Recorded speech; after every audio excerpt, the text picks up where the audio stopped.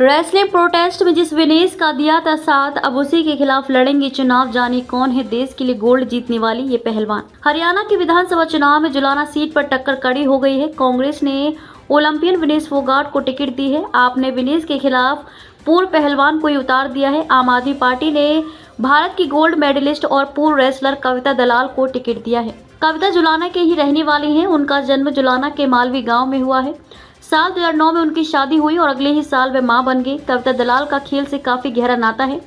कविता weight lifting में भारत का अंतर्राष्ट्रीय स्तर पर प्रतिनिधित्व कर चुकी हैं। उन्होंने साल 2016 में हुए साउथ एशियन गेम्स में वेट लिफ्टिंग में गोल्ड मेडल भी जीता था। साल 2016 में ही द ग्रेट खली की अकेडमी में गई। उन्होंने इसके बाद प्रोफेशनल रेसलिंग में कदम रखा।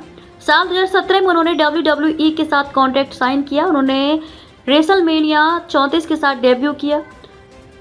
उन्होंने कई फाइट्स में हिस्सा लिया लेकिन कुछ खास नहीं कर पाए। कविता दलाल सूट पहनकर रिंग में उतरती थी। उनके वीडियो वायरल हुए और वह सुर्खियों में आ गई। साल 2019 में उन्होंने भारत में WWE सुपर लीग के लिए रेसलर्स का चुनाव शुरू किया। हालांकि 2021 में WWE ने उन्हें रिलीज कर दिया। अमेरिका में 4 साल बिताने के बाद कविता दलाल ने भारत लौटने का फैसला किया। 2022 में भारत आकर उन्होंने राजनीति में कदम रखा। कविता ने 2 साल पहले आम आदमी पार्टी का दामन थामा।